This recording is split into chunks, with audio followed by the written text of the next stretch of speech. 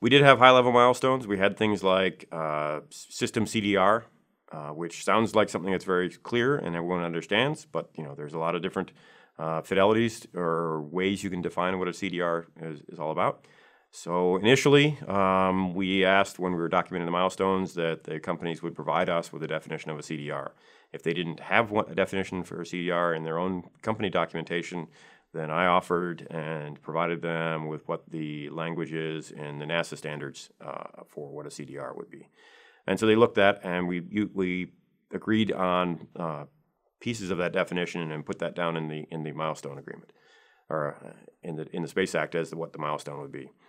Leading up to it, however, I didn't want to wait. I didn't want to sit back and just show up at CDR and see what happened and whether or not they would meet all our expectations.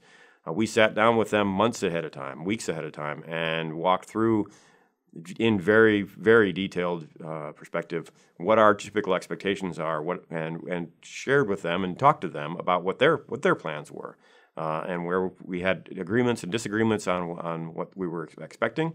When a document, say, as part of a CDR, you have to produce things like a logistics plan. Well, what does the logistics plan look like? What are the kind of things you put in that kind of a plan? So we would show them and talk to them about what those plans are, what the designs are, what the design fidelity expectations are, and sit down with them really months ahead of time. So that by the time we got to the actual event of the CDR, it was pretty well, very clearly established what criteria was, whether they would met that, and whether they were really going to be successful or not. That communication was really key to the whole activity in my mind. I started out from day one feeling that we needed to build a level of communication that was very close. We'd have a significant amount of trust, and that if I said something, that they would believe that was the way it was going to be. And so when we get to a milestone, if I said 2 months ahead of time, if you do X, when we got to the milestone, if they had achieved X, then we would agree. Then that's what the intent was. So that was building that trust early, and having those early communication pieces were really key to all of our milestone activities, or not all the activities in the entire agreement. I think you need to have enough milestones to be able to measure progress. For me, that seemed to be about a comfort level was about 1 a quarter. Anything more than we were continually evaluating, and if you try to do it monthly, then you were continually evaluating a milestone, even as they were getting ready to drop the next one, and that really got into a mode where all we were ever doing was trying to evaluate milestones, and became more of an accounting effort and less a technical effort. So once a quarter gave us an opportunity to put meaningful amounts of money out there, so the company could achieve a milestone, and then also we would have opportunities to plan for the milestone, plan for what was going to happen this quarter and the next quarter, watch them execute, and support their efforts wherever we could, and then also have an opportunity to look at what they've done and whether or not they've met the intent of the milestone. One of the key pieces I think we got into was, how do we write an effective milestone? It needed to be something that was concrete, something you understood, something that was easily understood and written down. So something like a building an assembly, that was something that would naturally seem like it would be a good thing to do, and it would be measurable, and you've shown progress towards achieving your goal. But you need to also write down, what was that assembly? What's the level of the assembly? If it was a first stage of a rocket, what was the intent? How well defined was it? Is it be flight hardware? Could it be qual hardware involved? Could they be doing fit checks? We need to make sure that we had it clearly defined what our expectations were, and that the company understood those expectations when they signed the agreement. Needed to give ourselves some flexibility. We ran into issues with Orbital Sciences, and that one of their milestones was the first stage assembly complete on the Antares rocket.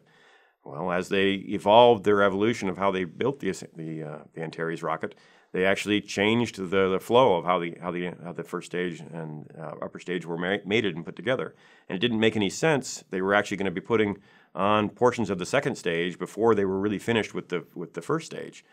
It didn't make any sense in our mind to delay them to the first stage was completely complete until they'd actually completed the entire rocket. So we looked at what the intent was. We gave ourselves the opportunity to understand what the intent of the milestone was. We had some little flexibility in the language and how we put it together so that we could look at the intent. we could agree with Orbital Sciences as to, okay, this was the intent of the milestone, and we didn't have to delay the payment until later. It was clear that they were making progress, and so we were able to document what we had seen. They were able to provide proper evidence that they had produced the vehicle to the level of fidelity we were expecting, and so we were able to sign that off and move forward with that, in spite of the fact that it wasn't to the letter. They actually had gone further than what we'd expected, but hadn't quite finished the complete piece of that first stage assembly complete. And that was something that we learned in Rocket Plane Kistler as well. They had a milestone that they were proposing called the mid-body assembly complete. And the further we got into the discussions as to what they meant by mid-body assembly complete, it got less and less firm and less